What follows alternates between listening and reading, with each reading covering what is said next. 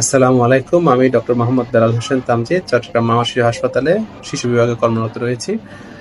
আমি ছোট ছোট ভিডিও ক্লিপসের মাধ্যমে আপনাদেরকে স্বাস্থ্য বিষয়ে সচেতন করার চেষ্টা করতেছি।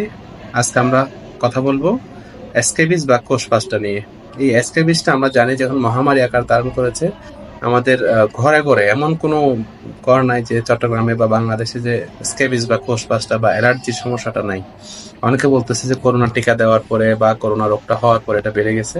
তবে সেই বিষয়ে কোনো সায়েন্টিফিক প্রমাণ এখন পর্যন্ত পাওয়া যায়নি। তো আমরা করোনাকে বা করোনা টিকাকে ওইভাবে আমরা দোষারোপ করতে পারি না। তবে যাই হোক, দেখা যাচ্ছে যে এই কোষপাসটা বা স্ক্যাবিসটা অনেক বেশি বেড়ে গেছে। আমি আপনাদের একটা বিষয় এনশিওর করতে চাই, সেটা হচ্ছে কোষপাসটার যে চিকিৎসা বা স্ক্যাবিসের যে চিকিৎসা, সেটা আমরা সব এমবিবিএস ডাক্তারই দিয়ে থাকি।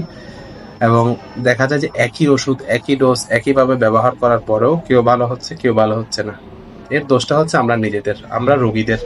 আমরা যদি সঠিকভাবে ব্যবহার করতে না পারি, তাহলে রোগ কিন্তু ভালো হবে না। কারণ এই জীবাণুটা এত বেশি স্ট্রং যে একটা জীবাণু যদি বাসায় থেকে যায়, সেখান থেকে সেটা সেটা আক্রমণ করে নতুনভাবে আবারও এসে রোগটা তৈরি করে। তাহলে সেক্ষেত্রে আমাদের কি করতে হবে?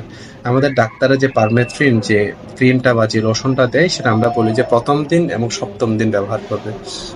মানে প্রথম দিন যেদিন আমাদেরকে ডাক্তার সাহেব দিবে, সেদিন রাতে আমরা গলা থেকে পায়ের পাতা পর্যন্ত মাখবো রাতে ঘুমানোর আগে।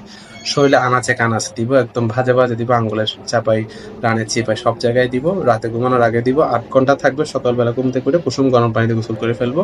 কাপড় চোপড় বিছানা গরম পানি দিয়ে ধুয়ে ফেলবো এবং আয়রন করে রোদে শুকাতে দিব, যাতে করে কোনো জীবাণু বেঁচে না থাকে। এবং এই রোগের চিকিৎসা বাসার সবাই একসাথে করতে হবে। যে আমি করলাম, আমার ভাই করলো না বা অন্য কেউ করলো না, সেটা হবে না। কারণ বা সন্তানকে করালেন, মা বাবা করলো না, সেটা হবে না। সবাইকে একসাথে একই দিনে চিকিৎসা করতে হবে, যার ফলে এই জীবাণুটা ধ্বংস হবে। না হলে একটা জীবাণু একজন থেকে আরেকজনের মাধ্যমে এটা আবারও ছড়িয়ে পড়তে পারে। তো একটা জিনিস খেয়াল রাখবেন, আমাদের ডাক্তার সাহেবরা যে চিকিৎসাটা দিবে, সেটা আমরা বলি যে প্রথম দিন এবং সপ্তম দিন। অনেক সময় এখন অনেক ডাক্তার, অনেক স্যাররা দিচ্ছে যে প্রথম 3 দিন, এরপর 1 সপ্তাহ পরে আবার 3 দিন। যদিও বইয়ের স্পেসিফিক কোনো কিছু লেখা নাই, তবে এই পদ্ধতি খুব ভালো কাজ করতেছে। যে আজকে কালকে পরশু 3 রাত আমি মাখলাম, এরপর 1 সপ্তাহ গ্যাপ দিলাম, 1 সপ্তাহ পর আবার আজকে কালকে পরশু 3 রাত, টোটাল 6 রাত মাখলে ইনশাল্লাহ কমে যায়। সাথে হচ্ছে আমাদের যে অ্যান্টিহিস্টামিন গ্রুপের যে ওষুধগুলো আছে, ফ্যাক্সো বা এলাট্রল, সেটা আমরা দিয়ে দিই যেন চুলকানিটা কমে যাওয়ার জন্য। তবে এক্ষেত্রে অ্যাস্টেরয়েড বা অন্য কোনো মলমের দরকার হয় না বা কোনো অ্যান্টিবায়োটিকের দরকার হয় না, যদি ইনফেক্টেড না হয়।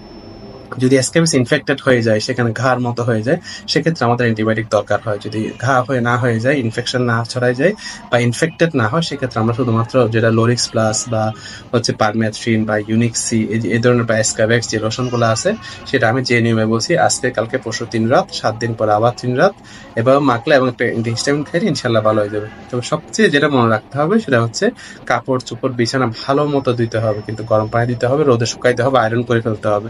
এভাবে